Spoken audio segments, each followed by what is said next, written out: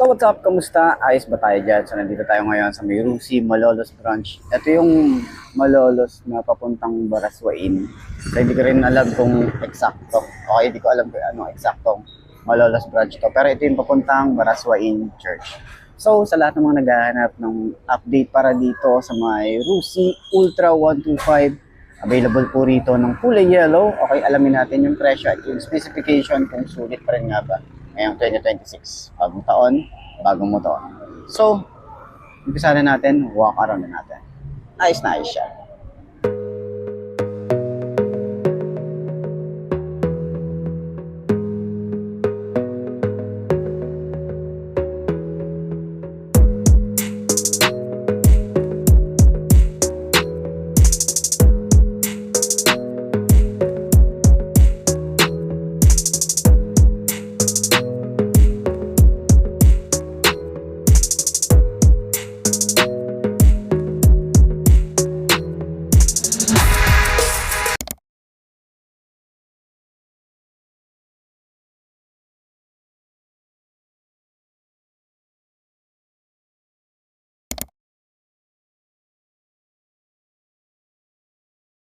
So yun mga best, no, sa lahat ng mga nagtatanong, magkano nga ba ang ganitong motorcycle, nandyan sa screen nyo, lalagay ko sa screen nyo para at least meron tayong reference kapag kumuha tayo ng cash at hulugan. So sa tingin nyo, sulit nga ba ang presyo niya ngayong 2026? Comment nyo naman yan, at para dun sa lahat ng mga nakagamit na ng ganitong motorcycle, baka pwede nyo i-share dyan sa comment section ano nga ba yung mga naging experience nyo sa motorcycle na to. Ayos na ayos yan.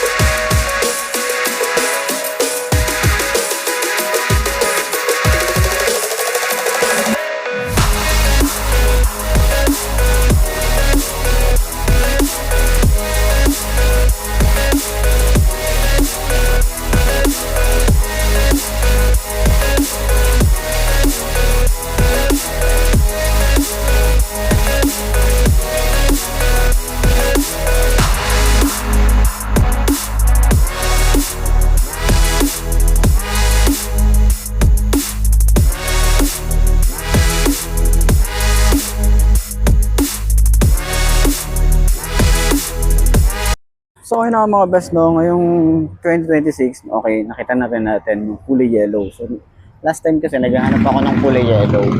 Di ba kasi yung kulay yellow na nakita natin dati, parang may pagka-green siya. Kaya ngayon meron akong nakita dito sa may Malolos branch papuntang Baraswain to. Okay, hindi ko lang din sure kung ano yung eksakto na location nila. Pero papuntang Baraswain to. Okay, tapos paglabas naman yung tulay. Okay, so naman. Thank you po. So, ayan, ito yung ano nila. Okay, Liang Outlet. Okay, Malolos Liang Outlet. Okay, so maraming salamat kay Madam. Okay, so ang presyo nito ay nagkakahalaga ng 53,000 kapag kinuha nyo ng cash. At syempre, down payment niya 3,000. Okay, so, ayan, meron tayong nakita dito ngayon na kulay yellow. Ngayon ko lang din nakita yung kulay yellow niya and white colorway. Okay, tapos may black dito sa side na to.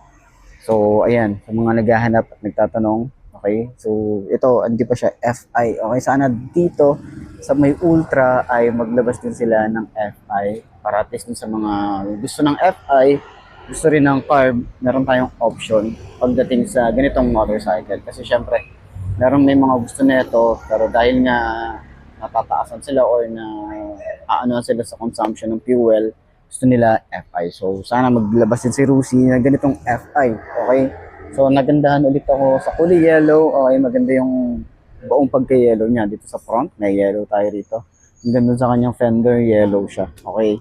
Tapos kulay orange dito sa may banda. Sa may likod na siya. Okay? So, ayan. 125cc. Okay? Sa front is talagang maganda. Maganda yung itsura ng ating headlight.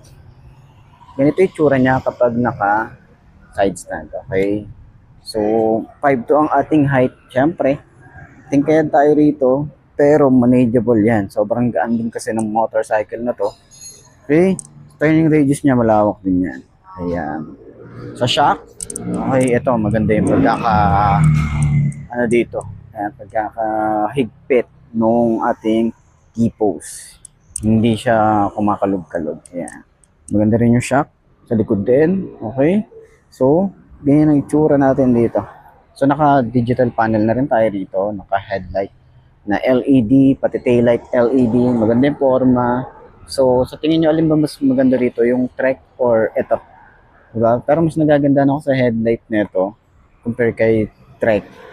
Pero sa both sa katawan, same silang maganda.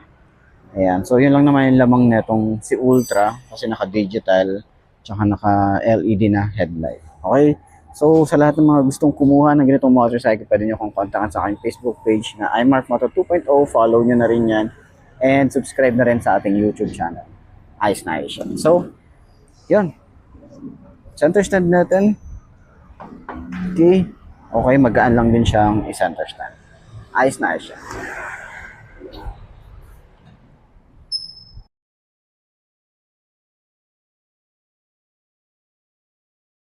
Mga best, no, meron tayong kulay yellow dito ng Ultra 125. So sa lahat ng mga nag-aabang ng iba pang kulay ng Ultra, yan, available din po sila rito ng kulay yellow.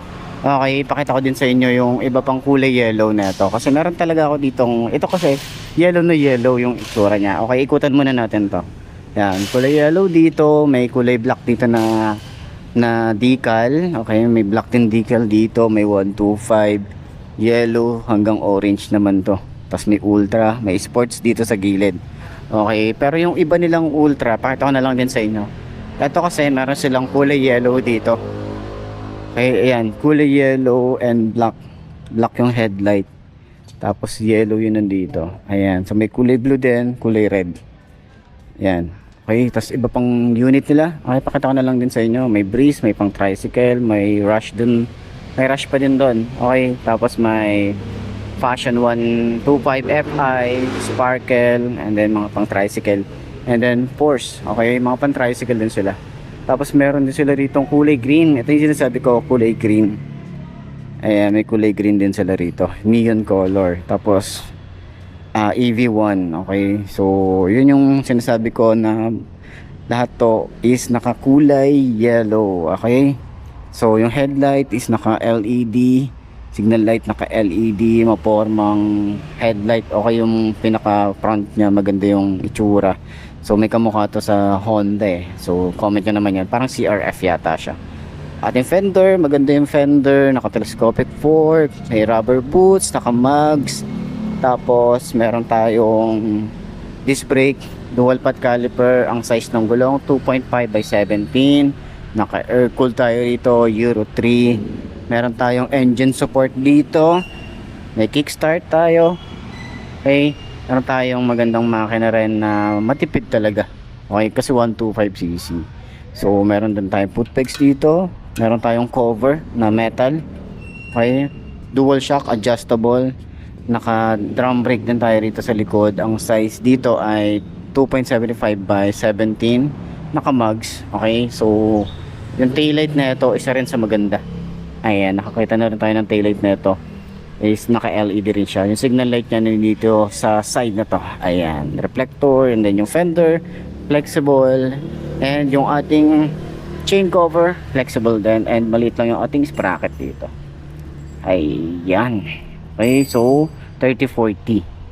Ayan, naka 4 speed na rin ang isang to. And then naka dual head shifter. Tapos, yung upuan, malambutin yung upuan nito.